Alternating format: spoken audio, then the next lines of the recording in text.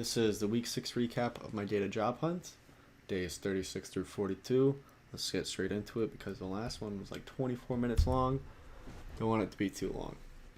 So, last week and all weeks before that, I had my data job hunt comprised of 6 sections. These were the 6 sections. However, I've changed these, so don't need to worry about these. These are the new sections. So section number 1 is work rate and scheduling, which is basically how much I work, how well I work, and when I work. Number 2, 3, and 4 are technical skills, portfolio projects, and non-technical skills. This is basically like behavioral interview stuff and speaking stuff. Technical skills, that's what it sounds like. Portfolio projects, I'll need these to get a job, so this is a pretty important component. And then 5 and 6 are not new. Number 5 is documentation. Number 6 is job applications. I combined the 2 categories I had before that were related to job applications. Alright, so let's move on. So, first section, work rate and scheduling. First and foremost, I spent a lot of time updating this weekly recap template. So I spent less time on the actual weekly recap just because I was spending too much time on it. So, done beats perfect. I wanted to get something done instead of spending too much time this week on this. So, for my work rate and scheduling, I broke it down into the different components, and I would consider that work rate or scheduling or something, but it's kind of confusing what to put that under. You could put it under documentation, but in other words, nothing super important here that I haven't already discussed. Next, what do I have to do? I want to add an additional work session to my daily schedule. This is because since I switched to the wake fix work in the morning schedule, basically wake up, morning routine, do my work schedule, and eat, I found myself wanting to do more work after I eat. So I'm going to add an additional schedule there. Hopefully that'll increase my mood, amount of work done, and yeah, I guess those two. And then I also want to include binaural beats into my my beginning of my work session. I find those, like, at least I think that works for me. And I did some research, and there is research to support the fact that it does help increase focus. So I want to implement that. Also, I want to I want to include or implement ultra learning principles in each of the components, not sections. Well, I guess sections and components. It's probably too small for you to see, but I got the principles written up there. Here is the Ultra Learning book. It's basically just how to learn faster. So I would definitely put this under, work efficiency. Fortunately, I actually already read this book, or most of this book, like, let's go through it, like 2 years ago, I think. So I think it should be quicker to get through this and start implementing stuff. So here are the 4 components that I have for the work rate and scheduling. Discussing the components will be the primary focus of this weekly recap. So first section is this week's work rate. This is basically just how long I worked and how well I worked last week. Second is work rate, how fast I can do tasks, how well I can learn them, and for how long I work. Daily schedule, it's when I wake up, when I work, when I eat, how many times I do that per day, exercise and whatnot. Work schedule is when I have a work session, what I'm working on. So this week's work rate, I worked a total of 900 minutes, which equated to about 150 minutes per day. I took one day off. That was a Sunday. Spent most of my time working on documentation, which I think is a trend. So I do want to maybe put this down a bit and start working on technical skills and portfolio projects more. Maybe work rate and scheduling more. Yeah, so that'll go into my working on that will be included into my work schedule component of this. So here is a little graph I've made of the average number of minutes I've worked per day for each week. The average for the first 4 weeks was about 60 minutes per day, and then for weeks 5 and 6, it doubled to about 135 minutes per day. This is likely due to having a dedicated work session per day.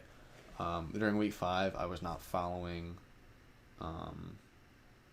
the wake fix work morning schedule for the whole week, but following that for week 6 increased it a little bit, made it easier to follow, as well as I'm not going to the library anymore, so this difference is a little bit of travel time.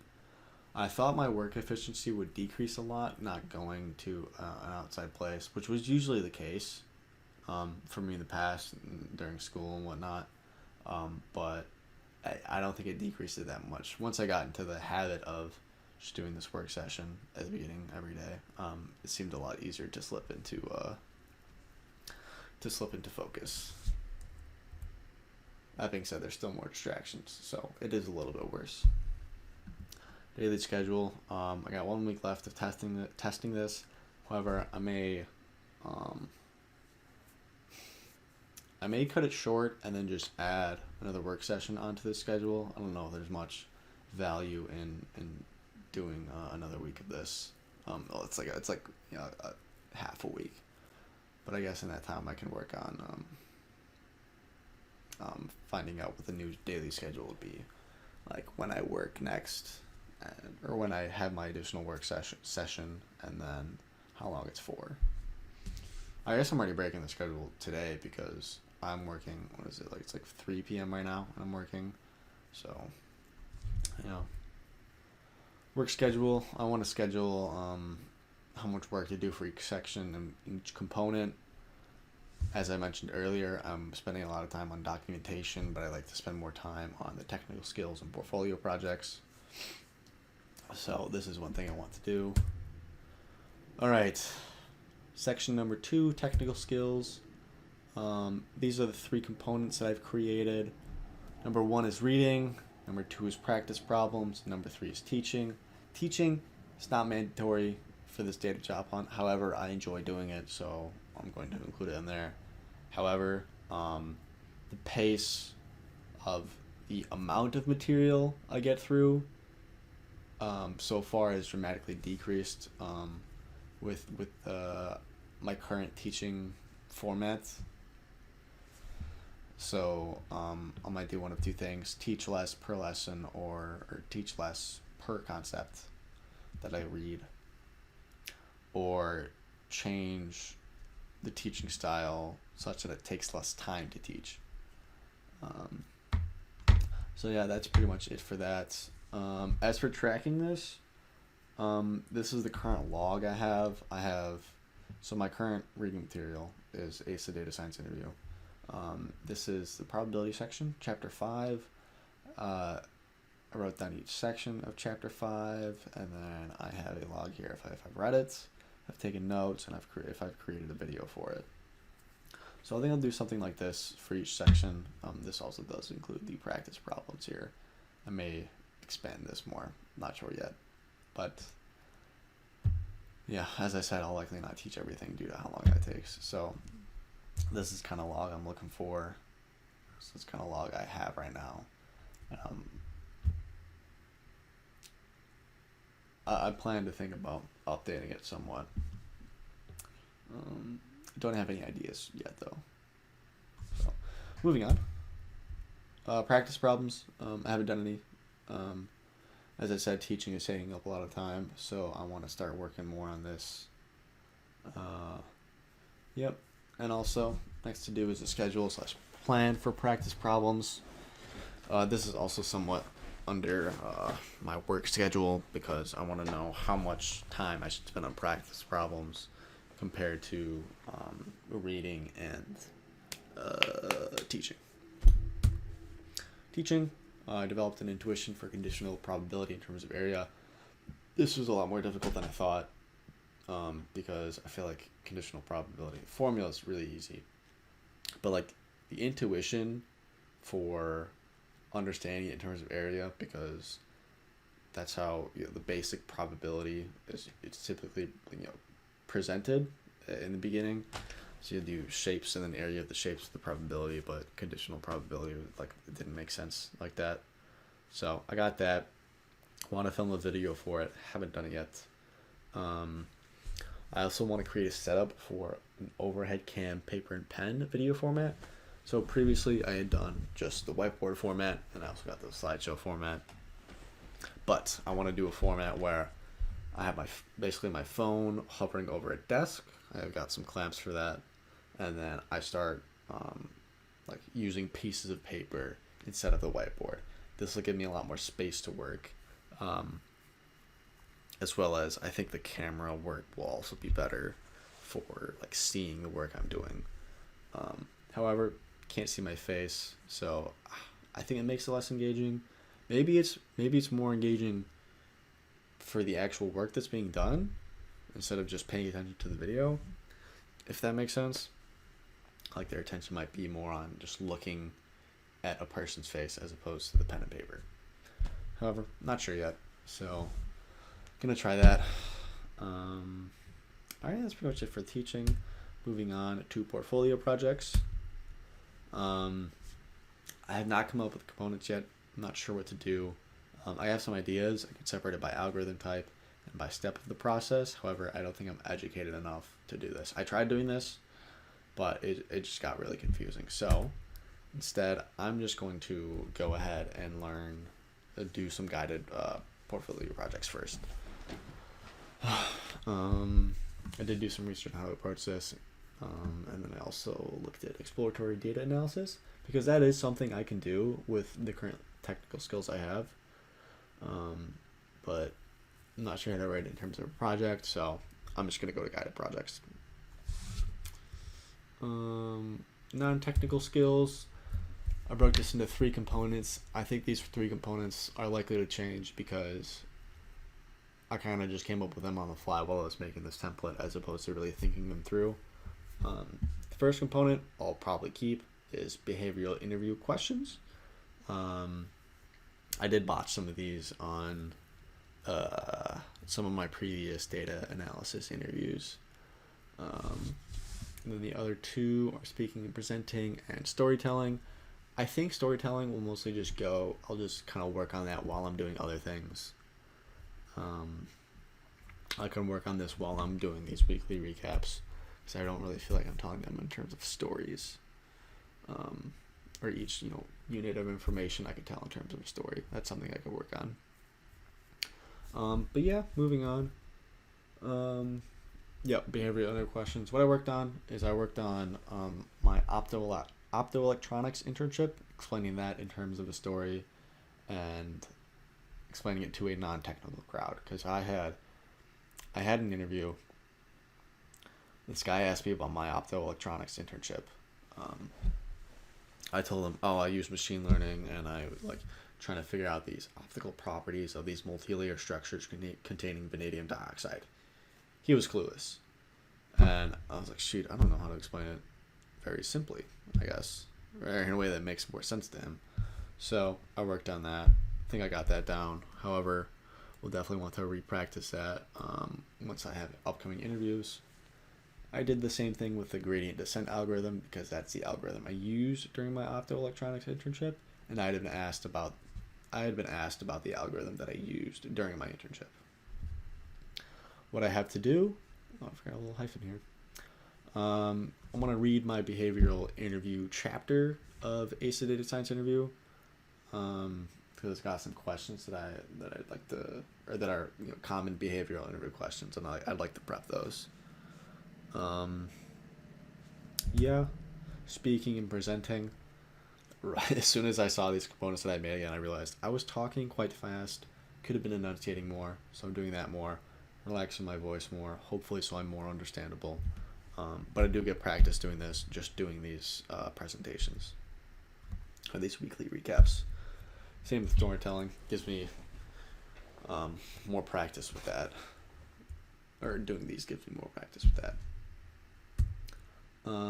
Section 5, documentation. Alright, so the 3 components I have right now. One is a weekly recap. This is what you're seeing right now.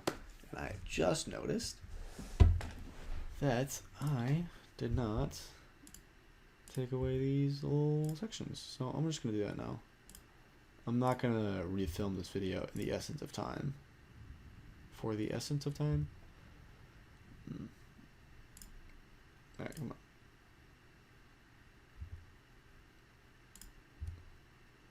Bro, my computer's a bit slow when OBS, which is the platform I'm using to record this, is running. Right, back to the slideshow. So, the 3 components, got my weekly recap. This is what I'm doing right now. Why do this? It helps me be a lot more structured in how I attack this data job hunt. 2, I also like organizing this. I feel like it could be a useful skill for other learning stuff or other projects I have in the future. Number 2 is my daily log. This is basically just tracking what I'm doing every day, and then compile that into the weekly recap. And then 3rd are videos like this. Although I don't know how I'll keep this because I feel like these are typically embedded into other sections such as weekly recap and teaching. So yeah, those are the 3 components. First component, weekly recap. What did I do? I updated the template I used to make it more visually appealing. I like how it looks a lot more. I think it's more engaging also. Number 2, I updated the sections and components. I think the sections are definitely more useful in terms of how they're organized. Next on my to-do, I want to create a description or a format for each component, because I kind of just, glossed over and did it very quickly for this week. I also want to include the camera box on each slide, because as you have noticed, the camera box has been cutting off some of the text, which I forgot to mention. Which I totally forgot about the camera box while I was making this template. So I want to include a little box here in each slide so I know which part is cut off. So yeah. Daily log. I created some new sections on the daily log, accommodating for the changes that I made. I also created a to-do list for each new section. And while I was updating this is where I came up with most of the components. I'll show you, actually I'll tell you what I have to do. I want to create a log that'll go on the weekly recap template for each section component. So kind of have a log and then use that log to determine what should go on this slide. I just don't want tasks completed and to do. I don't feel like that's very engaging. So I would like to update that. Okay, so I'll show you what my daily log looks like now. Zoom out a bit. Yeah.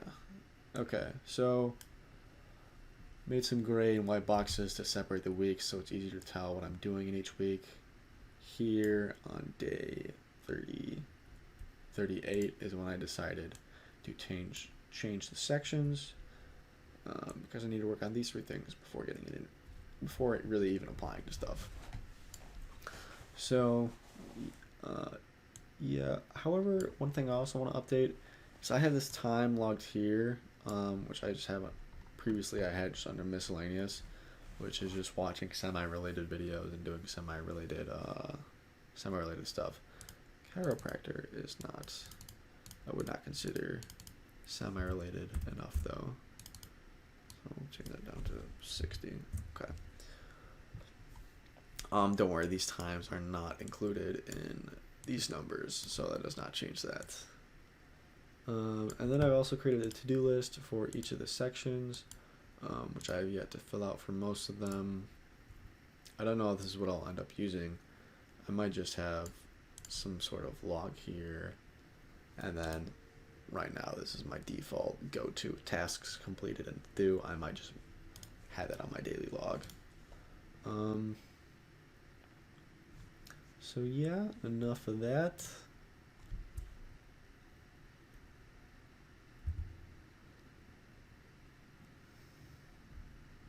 Okay, next I got our videos. The videos I have to do are the week 6 recap vid and 2 film conditional probability vid.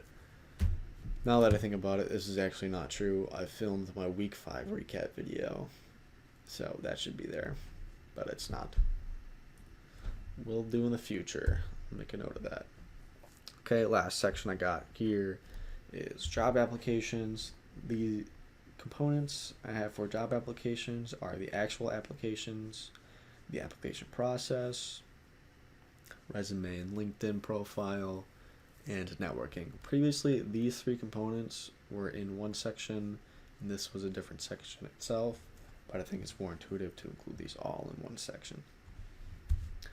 So, for now, I'm going to be putting off this job application section until my technical skills, non-technical skills, and portfolio projects are sufficient enough to actually acquire a job. Because from what I've heard right now, they're not. So I don't think it'll be worth time applying to jobs if the likelihood I get them is so low. And I don't really feel prepared enough for the job since my technical skills. And I really haven't done any individual portfolio projects. However, I did create 3 different resumes and adjusted the format a bit. I will show you them now. This is resume 1. This is not different from what I showed last week. However, these 2 are different because a couple things. One, I wanted the links to be at the bottom of the page. However, I was not able to do that with this template. I was able to do it with this template, and also this template, it does cut off sustainability intern. I actually didn't know this was 2 pages. I thought it was just 1, and it just cut it off. Oops. Well, the point is, it does not include sustainability intern, which I feel like for most jobs, like this description, I don't think they really care. I don't think it really adds much value. So I think they're better just looking at these and spending less time looking at this neutral information.